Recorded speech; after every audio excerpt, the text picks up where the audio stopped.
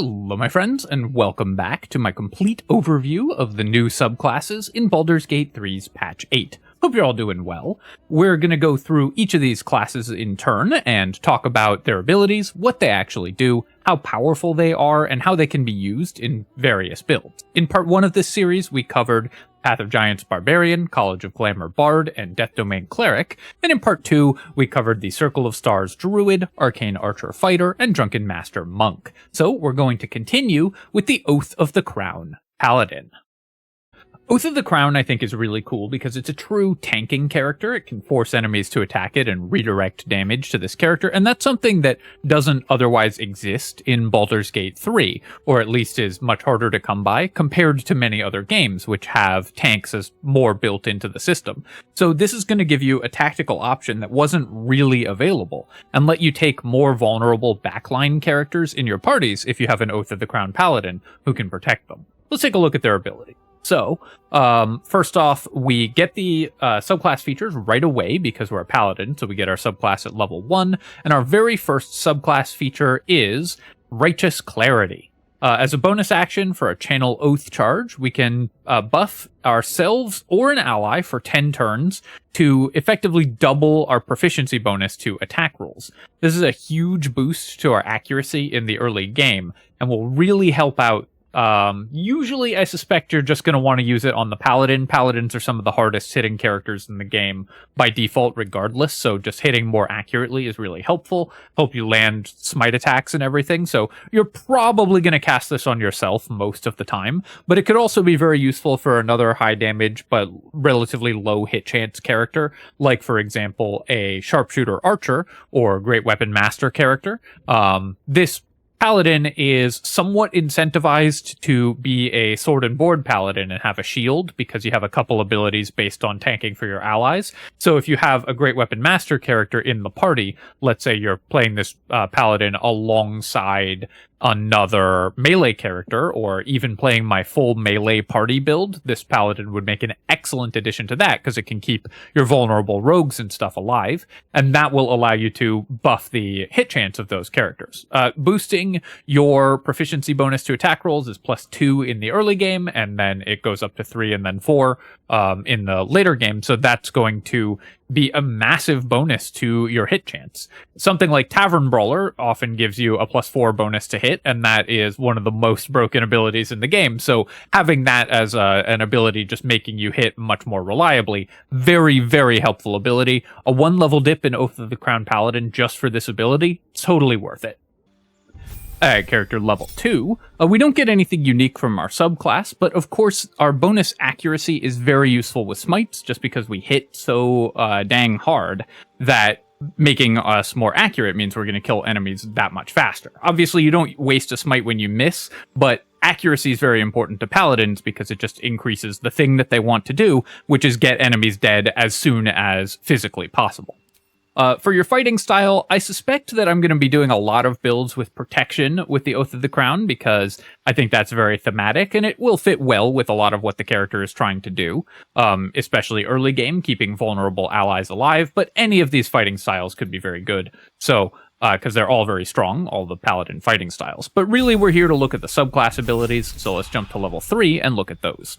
At level 3, we get Turn the Tide as our first subclass ability.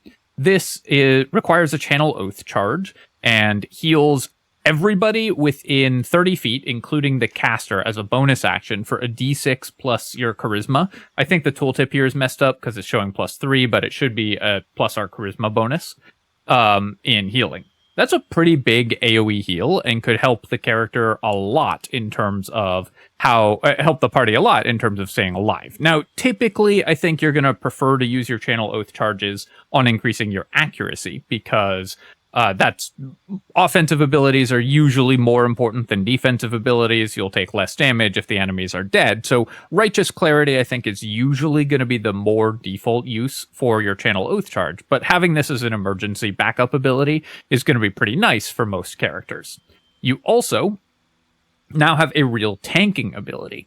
Challenge the enemies around you. So this is 30 feet for 10 turns. They have to make a wisdom saving throw. And they gain disadvantage on anybody who's not you.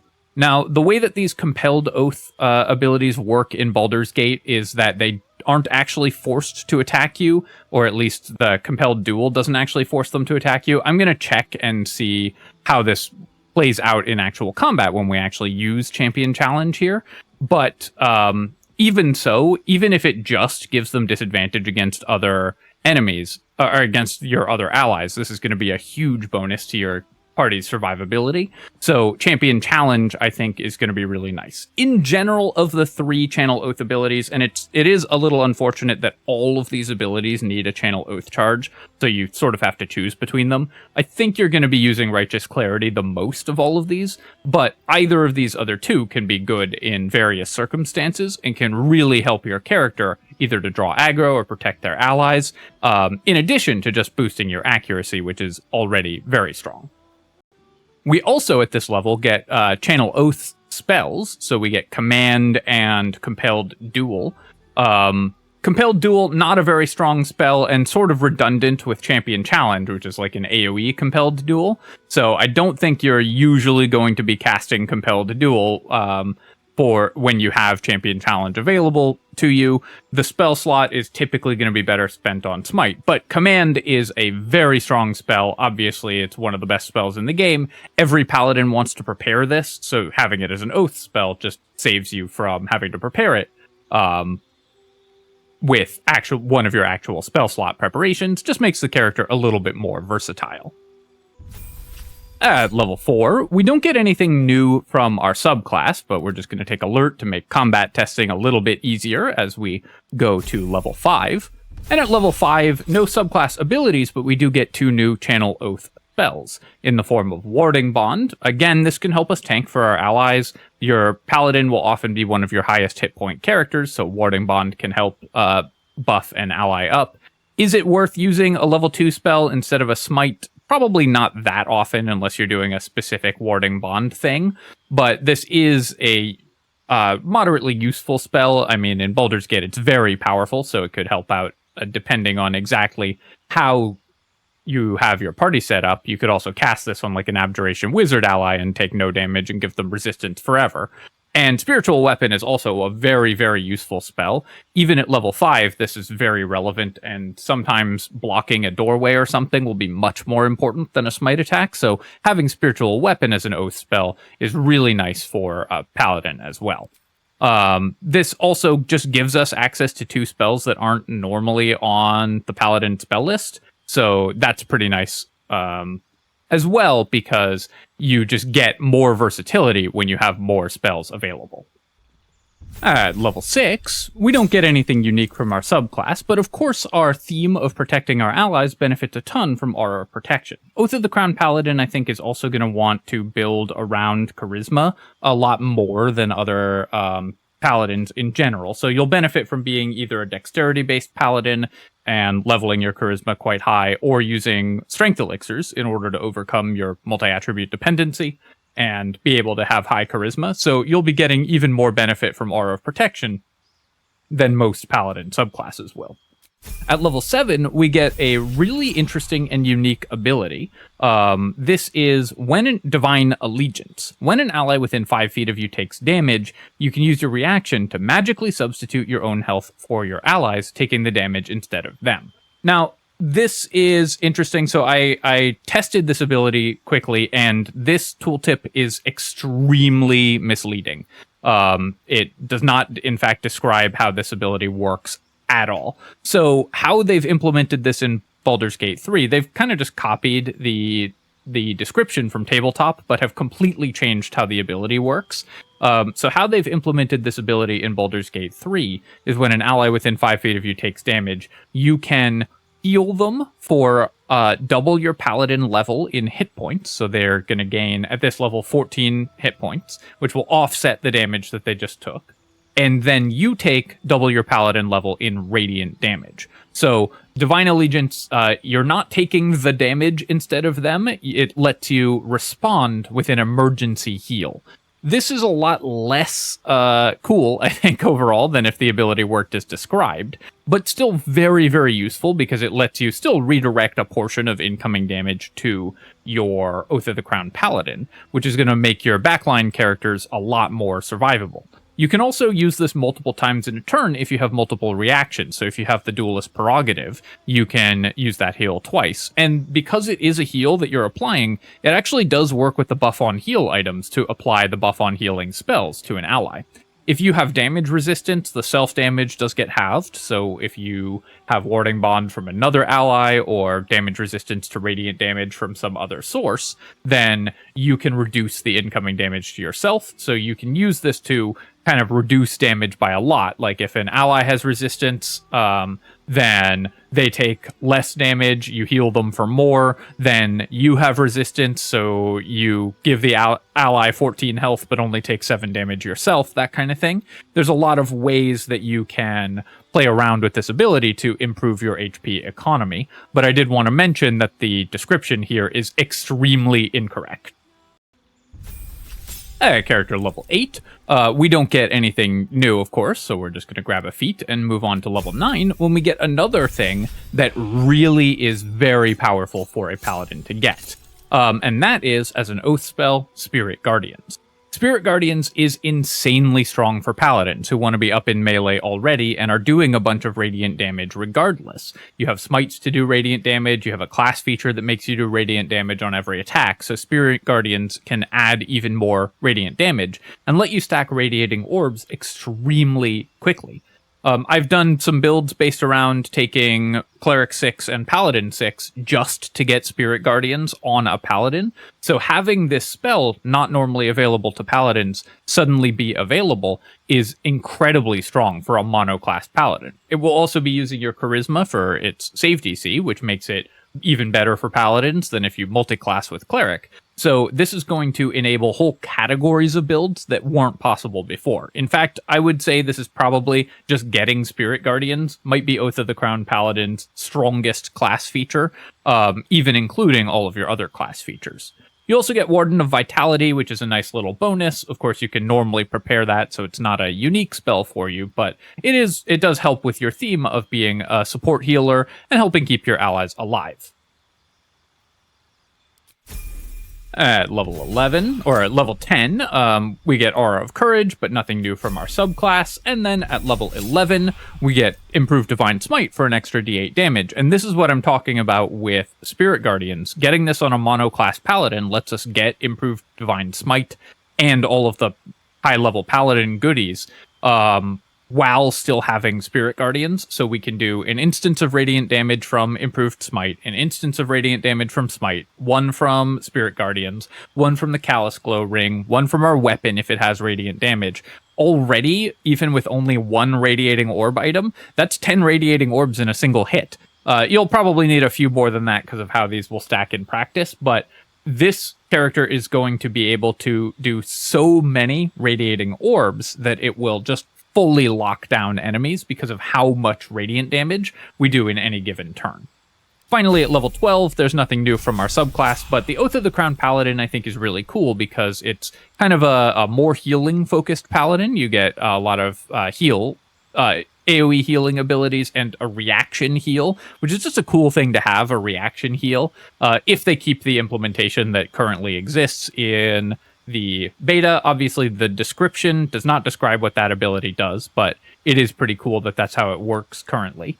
And it's just going to be very useful for keeping squishier backline allies alive. So here you can see this is a much more accurate description than the one in the level up screen, Divine Allegiance in the Reactions tab. When an ally within 5 feet of you takes damage, use your reaction to heal them by 2 times your Paladin class level. And you take 2 times your Paladin class level in radiant damage yourself. The number here is incorrect, but that's how it works. I'll just go ahead and show you how it'll work in practice. So we're gonna walk over here, and then we'll have Shadowheart come bonk Karlach so that we can see that reaction working. So Divine Allegiance, Karlach has taken 15 damage. We use Divine Allegiance, and oh, why did that not go off? There we go. Because it was mid-combat. So she got 24 hit points, and then we took 24 damage. Now, you can use damage reduction effects and buff on heal items and stuff to make that more powerful. So let me see. Yeah, sure. We'll just do the Boots of Aid and Comfort for our main character here, because this is a heal. So I'm pretty sure this works to allow us to heal our character, to gain the benefits of healing our character. Because it is a heal from this character's source. Let's go ahead and just attack. We'll Divine Allegiance here. And yeah, Karlach does gain the benefits of the healing item, the 3 temporary hit points from the Boots of Aid and Comfort. So as long as you have hit points, this is a way that you can apply those buff on heal items as a reaction, which is really awesome. You also get Righteous Clarity. This is just a bonus to attack rolls, which we can demonstrate, and your other Channel Divinity abilities. Why is it not letting us? Oh, here we go. Channel Oath abilities. We get our Champion Challenge, which can hit enemies around us. Now, this only works on enemies, so it will not hit neutral targets. So you see it doesn't work on the Oathbreaker Knight, it doesn't work on anybody else around. And Turn the Tide, which is doing... Okay, so this is also based on our Paladin level, I believe, because it's doing actually quite a lot of healing. So we're getting a big burst of healing for a Channel Oath charge. Really not bad once per short rest, if you want to spend a once per short rest ability on a big AoE heal. That's not a bad one at all. So, very solid abilities. I expect this to be a sort of healing-focused character that's mostly running around applying Radiating Orbs with Spirit Guardians, and obviously, that's a very powerful thing to be. Next up, Swarmkeeper Ranger. Swarmkeeper Ranger is built around sustained damage and small utility every turn. It's about getting small advantages in the fight every time you attack, whether by doing a little bit more damage than normal, or by gaining a little bit of a positional advantage, or debuffing an enemy. In that way, it's very similar to Hunter Ranger, but I think executed more successfully from a design standpoint, because Hunter Ranger gets very, very small bonuses at early levels, and then one massive bonus with its level 11 capstone. Swarmkeeper Ranger gets its abilities much more evenly spread over the levels. They're a little more exciting, especially at early levels, and let you do a lot of cool things much earlier. So if you enjoyed Hunter Ranger, but were unhappy with having to wait until the end game before it really did its thing, which is certainly the boat that I found myself in with Hunter Ranger, Swarmkeeper Ranger I think is really exciting because it executes on that premise in just a more interactive way. Let's go ahead and level up so we can start looking at the subclass abilities. So, of course, we're going to level our Ranger here, and at level 2, we don't get anything in particular, though, like most Rangers, we'll probably want to select Archery Fighting Style. Swarmkeeper does have some mobility tools, which makes it a little better as a melee Ranger than other Rangers, in my opinion, but in general, Rangers still play out best as archery characters, and that is still true for Swarmkeeper, and very, very important that you take Hunter's Mark. It's important for every Ranger, but Swarmkeeper, a lot of its abilities revolve around Hunter's Mark, so you absolutely have to make sure that you have access to this spell for a Swarmkeeper Ranger build. At level 3, when we actually get to take our subclass here, we're going to grab Swarmkeeper Ranger, and we get 2 abilities right away. So we get Gathered Swarm, where we're going to choose a swarm, and we get Praise Scent. Our swarm, once per turn, is going to be able to do damage to enemies. When we hit them with an attack, the swarm will also be able to do damage, and if the enemy is marked by Hunter's Mark, then the swarm will also do Hunter's Mark damage. So this basically gives us an extra use of Hunter's Mark every turn, which is very powerful. An extra d6 of damage every turn from this, an extra d6 of damage every turn from our Gathered Swarm sort of base ability. That adds up pretty quickly and means that at early levels, you're doing 2d6 extra damage every turn. That's the same as a rogue with sneak attack is doing 2d6 extra damage every turn at level 3.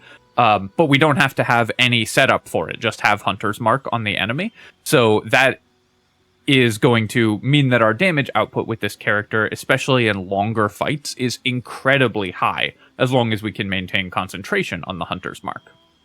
We also get Mage Hand as a cantrip. This is actually pretty useful for the Swarmkeeper, because one of the swarms does lightning damage, and so the Mage Hand can be used to throw bottles of water, set up the wet condition on enemies, and double that lightning damage.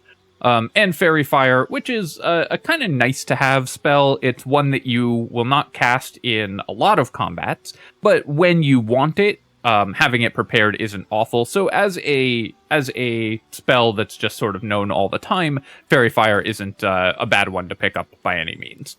But of course, the real thing that we're here for is Gathered Swarm. So this can be chosen at each level.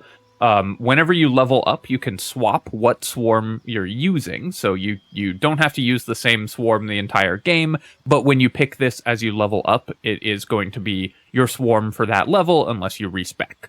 You have a choice of 3 of them: Legion of Bees, Cloud of Jellyfish, or Flurry of Moths, and they each have a unique ability and 2 abilities that they sort of share.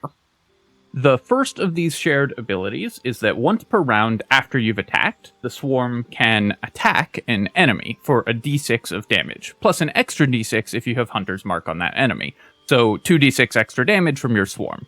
The bees attack for piercing damage, the jellyfish attack for lightning damage, and the moths attack for psychic damage. And it's worth noting that these are all very relevant damage types in Baldur's Gate 3. Lightning can be doubled with the wet condition, psychic damage can be doubled with the resonance stone, and piercing can be doubled with the ballast armor, so you have ways to inflict vulnerability to all of these damage types to enemies. In the early game, the jellyfish bonus damage is going to be the best, because you'll always have access to the wet condition. You can set it up by having your mage hand, that you get for free by being a Swarmkeeper Ranger, throw bottles of water at enemies before your jellyfish sting them, and then you will do additional damage to those enemies. And then in the later game, maybe you want the piercing damage from the bees if you're doing a ballast armor setup, or the psychic damage can be pretty interesting with the resonance stone setup as well. The second of these abilities is that all 3 can teleport you a short distance, and I'll show you how far you get to teleport. And this is useful both for a melee version of the Swarmkeeper or a ranged version of Swarmkeeper. Being able to teleport and then run away means that you gain a little bit of extra distance on enemies and can prevent them from retaliating if you are kiting them backwards with ranged attacks. Or you can teleport between enemies when you are trying to reach multiple enemies if you're a melee version of the Swarmkeeper. So the extra mobility, always useful. Mobility that doesn't require an action is always incredibly useful. So even though it's a very short range teleport, this is going to be very helpful in the early game. Lastly, each of these 3 has a unique ability. If you have chosen bees, then you can push the enemy backwards, so very similar to the Warlock ability that pushes enemies with Eldritch Blast. The Cloud of Jellyfish can shock enemies, so this will prevent them from taking reactions and gives them disadvantage on dexterity saving throws, which can be very useful for Ranger. We do have a couple abilities that target dex saves and can disable enemies, so this can be useful to set up some of our spells. And the moths can blind enemies. In general, of these 3, I think that blinding enemies is going to be the most useful. Most of the time, your default action with your swarm is going to be to just do additional damage. More damage is always good. 2d6 extra damage, especially in early levels, is going to be awesome. So doing extra damage is always going to be relevant in combat. But when you do want one of these special effects, I think that the blind is going to be the most powerful of them. So my recommendation for your swarm in the early game is going to be moths. I think that the blind is going to be more useful than the ability to double the lightning damage with jellyfish. We'll have to do a little more testing in actual play to see if that instinct is correct, but I think roughly in order it goes moths, jellyfish, then bees, but they all seem very, very close in terms of power level. At character level 4, we don't get anything unique from Swarmkeeper Ranger, so let's just go ahead and swarm our way up to level 5, where we get another subclass bonus, in this case, another spell known. The spell that we get here is Web. Now, normally Web wouldn't be a great spell for a Ranger. As a Ranger, you typically want to avoid spells that have save DCs, because you don't want to have to raise your Wisdom high enough for those spells to land reliably. But it's worth noting that there's an important interaction here with Web, which is that Web is a dexterity saving throw. A Jellyfish Swarm Ranger can shock enemies, giving them disadvantage on dex saves, so you can use the Jellyfish to set up Web, and Web is a pretty powerful debuff if you can land it. If you have, say, 14 Wisdom and the enemy has disadvantage on their save, that is better than a character at this level with 18 Wisdom would be. So you're actually more likely to land a Web if they have disadvantage on the save than an equivalent level Druid who's just been maxing out their Wisdom. That means that you can actually pretty reliably crowd control one enemy with Web, and potentially more if they roll unlucky on their saving throws. So this gives you some crowd control tools if you're set up as a Jellyfish Ranger. In general, I think this won't be a great use of your turn. You'd rather just shoot or whack enemies with a weapon. But Web does have some unique interactions with Swarmkeeper Ranger, so it's an interesting spell to have, and one that is good to remember that you've got in your back pocket when you're playing this subclass. Let's keep leveling up so we can get to level 7, where we are going to pick up our next subclass ability. In this case, Writhing Tide. Now, Writhing Tide here, I have to mention that the tooltip, the level up tooltip here is, once again, fully and completely incorrect. Obviously, this is in a stress test, it's playtest content, so they may fix the tooltips before launch, but this tooltip is not even close to what this ability actually does. I guess it's close, because it does give you a flying speed, but what it doesn't do is passively give you a 10-foot flying speed and protect you from surface effects. It gives you a bonus action a few times per day that you can spend to fly 30 feet. So rather than a 10-foot flying speed all the time, you have a bonus action where you can fly 30 feet. It's sort of similar to the bonus action 30-foot fly speed that you get from Storm Sorcerer after casting a spell, but instead of using it after casting a spell, you can use it a few times per day. In combination with our teleport that we can get after attacking, this means that our character can actually move a very long distance in a single turn just from its class abilities. The flight speed, the teleport give us a lot of mobility and also a lot of verticality in our movement, so that lets us move around the battlefield a lot more easily. And we can combine that with our just actual movement in order to gain quite a bit of distance. So this character is very, very good at kiting enemies backwards. Sort of similar to how an Archer Rogue will play out with the double bonus action dash, where you can run away from enemies, shoot, run away, shoot, run away, shoot. This character can do the same, at least until you run out of Writhing Tide charges. This isn't a game-changing ability, but it is a really nice mobility tool to have. Means that you won't miss Misty Step. Gloomstalker Ranger, of course, gets Misty Step at level 5. We get Writhing Tide at level 7, so that kind of replaces Misty Step in the build, and means that we can free up our Misty Step gear for other characters. Just a nice little bonus. Keep on leveling up here. Nothing new at level 8, so let's level quickly to level 9. And we get another subclass spell. In this case, it is Gaseous Form. Gaseous Form, not a very powerful spell, not really worth spending a level 3 spell slot on in most cases. Now, there are some odd circumstances where you can use this, and it's good for story events. You can use it to, like, kite enemies through barred doors or out over a lava surface or something, but for the most part, you don't want to spend spell slots on this, and if you ever want the effect, there are potions. So that's not the most exciting additional class feature.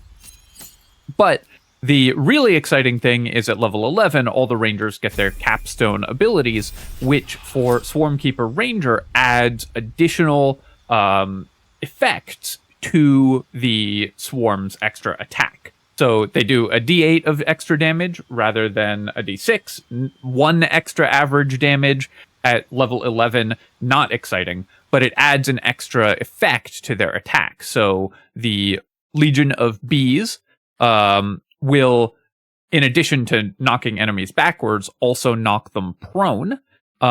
The Cloud of Jellyfish, in addition to shocking enemies, will also disarm them, and the Flurry of Moths, in addition to blinding enemies, will also hit them with slow. Again, the Moths here is probably the best effect. Disarm is very good. Knocking enemies prone, of course, is very powerful in Baldur's Gate, but slowing enemies on just an attack is a really nice feature. And hitting an enemy with blind and slow, especially a dangerous boss enemy, really takes them out of the fight. So, again, I think your best bet is probably to go with Moths. Jellyfish is a close second, and Bees a very close third. But the Mighty Swarm abilities give you, once per turn, a really powerful debuff that you can add to enemies. They also give you, when you teleport, you get +2 armor class for 1 turn, which is a very minor ability. You probably won't be using the teleport that much at this level, because you also have the flight speed from Writhing Tide, so you don't need the teleport as much anymore, and you really will want to be using the attacks as much as possible to trigger the debuffs, but that is, I guess, a very minor bonus for the cases where it comes up. I'll show you how these abilities work as soon as we're done leveling up here. Just gonna go ahead and grab another spell, and then we can level to level 12. And that's it for Swarmkeeper Ranger. Let's take a look at their abilities. So, Writhing Current here, we can do a short flight. So this is a 30-foot flight. Actually, let's check and make sure that's actually 30 feet. Yeah, so it's just about 30 feet in terms of flight. Maybe with a little bit of rounding from metric to imperial. But the 30-foot flight as a bonus action, not a bad ability by any stretch. One that you'll be very happy to have when it comes up. Let's also go ahead and Hunter's Mark something, and then we will start a combat here. So we're actually going to use Gale as our target for this, so we're going to Hunter's Mark him. He knows what he did in my last video.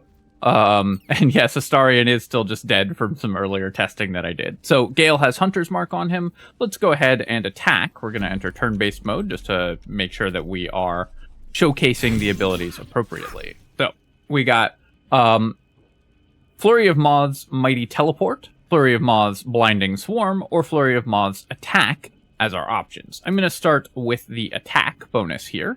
So if we hit him, we can see that it did D8 of psychic damage and another D8 of, or no, actually only a D6 of psychic damage. So it looks like the extra damage that they do to Hunter's Marked targets doesn't get upgraded when you get Mighty Swarm. That stays D6, and the Mighty Swarm goes up to D8, so it's even less extra damage. Probably at this point in the game, the extra damage is not going to be that relevant, and you won't want to spend too much effort on the extra damaging effect. Rather, you're going to want to force enemies to make saving throws against the really powerful debuffing effect. So let's take a look at those. So, Blinding Swarm there. Oh, interesting. So this time it is giving us the option to do it multiple times per round because I made an offhand attack. So I don't think it's supposed to work this way. This is only supposed to work once per round. But it looks like because we were dual wielding and made an offhand attack, we got 2 triggers of this effect.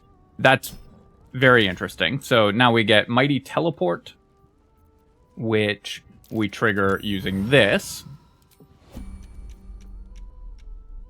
Let me keep testing this a little bit. I'm curious as to why we got 2 triggers there. So let's turn off dual wielding and see if we can get it just from extra attack.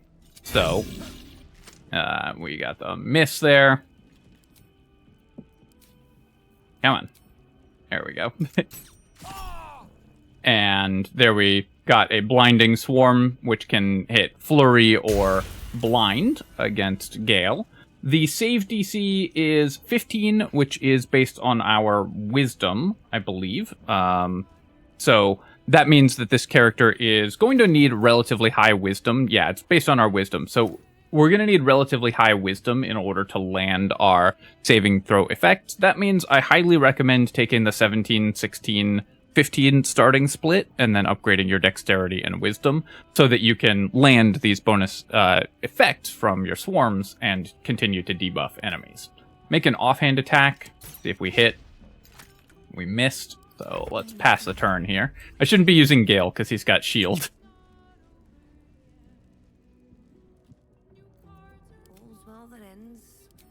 But let's go ahead and make a ranged attack. So we get Mighty Teleport. Let's activate that, and then we're going to make a ranged attack again. Hard to click on him.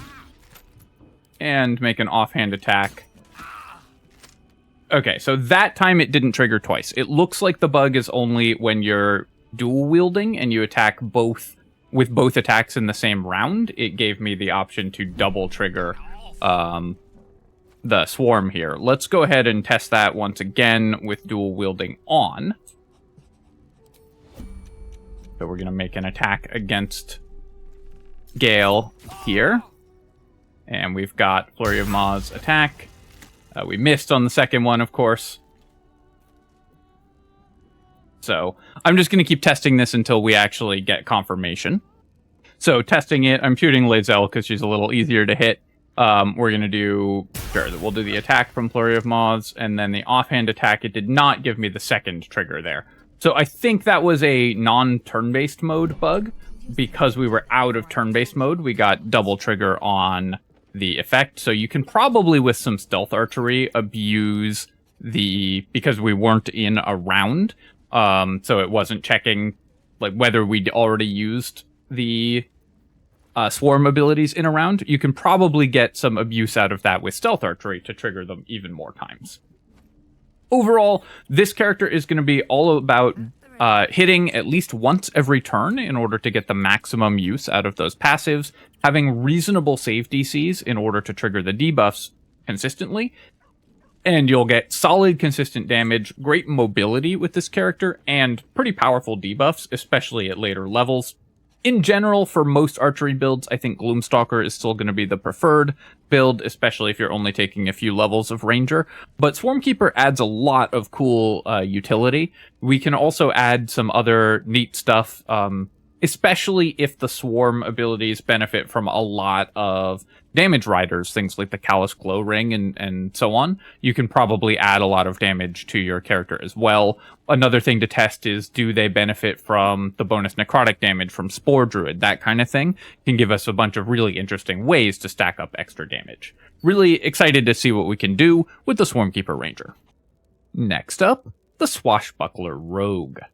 Swashbuckler Rogue is intended as another kind of hit-and-run melee character. With a bag of cool tricks, you can move up to enemies, sneak attack them whether or not you have an adjacent ally, so it helps you to sort of pick off lone targets without having to reposition your character, and get away from enemies without provoking opportunity attacks. You also have some cool debuffs that you can apply to enemies, so this is kind of a tricky character that's gonna reward tactical positioning and tactical play while letting your rogue operate as a running around in the edges of the battlefield and picking off weak enemies type of character, much as you might want a rogue to do. Let's go ahead and level up real quick so we can get to our subclass. And keep on leveling. Up to level 3, where we get to take our subclass, Swashbuckler. Swashbuckler Rogue gets 2 subclass features right away. So we get Fancy Footwork. If you make a melee attack against a target, that target can't make opportunity attacks against you for the rest of your turn. So you can always attack a target and then leave melee with them without provoking attacks of opportunity. Obviously, that's a very powerful tool for repositioning around in combat. Now, usually you want enemies that you attack to be dead, but that doesn't always happen, so this is going to enable you to get away from enemies who you haven't quite managed to kill. Secondly, you get a bonus to your initiative rolls. I believe that the tooltip here is incorrect. The way that they've done this is it's equal to your proficiency bonus, but it only scales with your rogue level. So you get +2 at this level, not the +1 that it says here. And then +3 at level 5 rogue and +4 at level 9 rogue with Rakish Audacity. We'll test and confirm that as well, but that I think is correct rather than what the tooltip here says. You also don't need advantage to trigger sneak attack as long as you're within 5 feet of the target and don't have disadvantage. So you don't need an ally and you don't need advantage. You can always sneak attack. That's going to make the Swashbuckler both very mobile because you can get away from enemies and very reliable because you can always sneak attack every turn of combat. Setting up sneak attack with melee rogues is sometimes a little more complex, because your rogue can often reach enemies that other characters in your party can't, since you have the bonus action dashes and are generally speaking just more mobile than the rest of your party members. So the Swashbuckler Rogue's ability to set up sneak attacks means that your damage on this character is going to be very consistent. I will say also, at level 3, just getting a +2 bonus to initiative is pretty amazing. Gloomstalker Ranger gets a +3 bonus, so if you just want a sheer initiative bonus, that's still usually going to be better.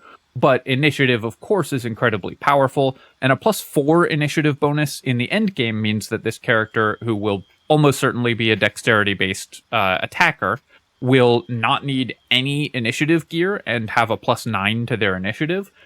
So you can skip out on taking alert, you can skip out on using initiative gear for this character, and still have very competitive endgame initiative, because initiative bonuses are just that powerful in Baldur's Gate. So really strong ability here that both makes you much more reliable and much more powerful as you are leveling up in a monoclass rogue. At level 4, we get a couple new subclass abilities. So firstly, we get Vicious Mockery that we can just cast as a cantrip once per turn. This is the same as... This uses our Dirty Tricks ability, and is going to give us a buff whenever we cast it. So if you use any of these Dirty Tricks, they count as a bonus action, and you get a 1-turn buff that gives you advantage on your next attack. That's pretty useful just for landing attacks. It's not as important for Swashbuckler as for other rogues, because you don't need advantage for sneak attacks, but advantage, of course, is always good. Landing attacks is very important. Bonus action to do an effect, and then have advantage on your main hand attack, and then hit enemies with sneak attack, very good. Vicious Mockery, not a super exciting spell for this character. As a cantrip, you will typically prefer to just make an attack, either with an offhand weapon or with one of the other Dirty Tricks abilities, rather than cast a cantrip. It's also worth noting that the save DCs, or likelihood of hitting with these Dirty Tricks abilities, are based on your charisma. Your spellcasting ability's charisma for these. Normally for Rogue, your spellcasting ability is intelligence, but Swashbuckler Rogue needs high charisma to use these. So if you want your Rogue to be a party face, you'll benefit from having high charisma in order to use these Dirty Tricks. The other Dirty Tricks are more exciting than Vicious Mockery. Sand Toss can blind an enemy for 2 turns as a bonus action. Now, the save DC on this probably won't be that high, but blinding an enemy for 2 turns is really powerful. So, a very exciting ability to have access to. And, of course, can give you advantage on all your attacks against them, as well as the rest of your party. So, this is a really strong debuff in the early game, and level 4 still counts as the early game. And just getting it as a bonus action at will that you can use all the time is going to remain useful for the entire game. The most powerful one of these 3 Dirty Tricks, though, is going to be Dirty Trick Flick of the Wrist. And this is the one you're going to use by far the most often, I think. It's not mentioned in the tooltip here, because of course it's not, but Dirty Trick Flick of the Wrist not only disarms an enemy for a turn and gives you advantage on your next attack after using it, it's also just a full weapon attack. It does the damage with your main hand weapon, including your dexterity bonus and everything, as a bonus action. So this is going to let you make a bonus action attack with your main hand weapon against any enemy that has a weapon. You actually can't target enemies that you can't disarm with Flick of the Wrist, which does mean that against some enemies, you're going to be using one of the other 2 effects, usually the blind, probably. But the Flick of the Wrist, giving you an additional bonus action attack without having to dual wield, is incredibly strong. That lets you use only a single weapon with this character, so you can use a shield in your offhand if you're a race with shield proficiency, or if you've multi-classed into a class that gives you shield proficiency, making this character much more defensible while still not compromising on your damage output, because you have that bonus action attack. So swashbucklers really benefit from being able to do that without having, being able to make bonus action attacks without having to dual wield, especially because rogues don't naturally get a fighting style, so their offhand attacks are typically weaker than other characters that have the dual wielding fighting style. Something else that's kind of nice about this also is that you get a bunch of really good class features at level 4. A lot of rogue builds are going to stop at level 4 because you want 8 levels in another class and 4 levels in rogue to get the subclass features that other classes get at level 3. This means that Swashbuckler Rogue not only gets a power spike at level 3, they also get another power spike at level 4 from the feat as well as their class abilities, so you get a lot of the subclass abilities all front-loaded in the 4 levels that you were probably going to take anyways if you're multi-classing with Rogue. 4 levels in Swashbuckler Rogue plus, say, 8 levels in Barbarian or Fighter or Ranger make a pretty cool build, in my opinion, for a melee character. The mobility and utility you could get from being an 8/4 Swarmkeeper Ranger Swashbuckler Rogue would be pretty fun as well. So there's a lot of different builds that you can do that are going to use 4 levels just to pick up these abilities. Also, because they scale with Charisma, this will multi-class pretty well with Paladin as well. Just going to grab Alert here and then keep leveling up so we can look at our later level abilities. And we don't get anything at this point. Nothing new here at level 6. And in fact, it's not till level 9 that we get another subclass ability. So the break point for Swashbuckler Rogue, you could pretty easily just stop at level 4 in a lot of multi-classing builds, just like other rogues, and get a lot of the benefits of the class. But if you do continue to level up, then you will gain the extra initiative at level 5, going from a +2 to a +3, and then at 9, you'll go to a +4, so the initiative scaling is an incentive to stay in monoclass rogue. And at level 9, we get an additional class ability, Panache. Panache is an action, and we roll a persuasion check against an enemy who has to contest it with an insight check. This is a way to actually do stuff against enemies using skill checks, which is always interesting because your skill checks can be very high. In Baldur's Gate, there's a lot of ways to raise your skill checks. So if you have like the actor feat to give you expertise, or just take expertise naturally in persuasion because you're a rogue, then you can make the Panache save DC really hard to save against. Enemies who fail gain Panache disadvantage. So for 10 turns, they're going to have disadvantage on all of their attack rolls except against the caster of Panache. Non-enemies will become charmed. This 10 turns of disadvantage for an action is not a horrible ability when it is more or less guaranteed to succeed because your persuasion check can be so very, very high. So using this to debuff a dangerous boss or something, the most powerful enemy in a given encounter, really isn't bad. It does cost a full action, so I would recommend using this alongside a haste or haste-like effect, so you can use your normal action to attack and then have haste to be able to panache. But for a rogue, sacrificing one action is only one attack. Remember, you also still have a bonus action attack because you have Flick of the Wrist.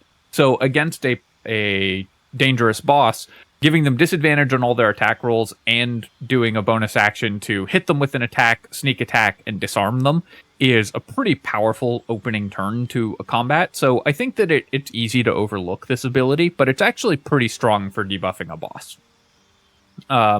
The fact that the saving throw is going to be so difficult to pass because you can just boost your persuasion is going to make this a really useful ability against strong enemies, and you can use it at will, so it doesn't consume a resource, so you can just keep spamming it too if you fail the first time.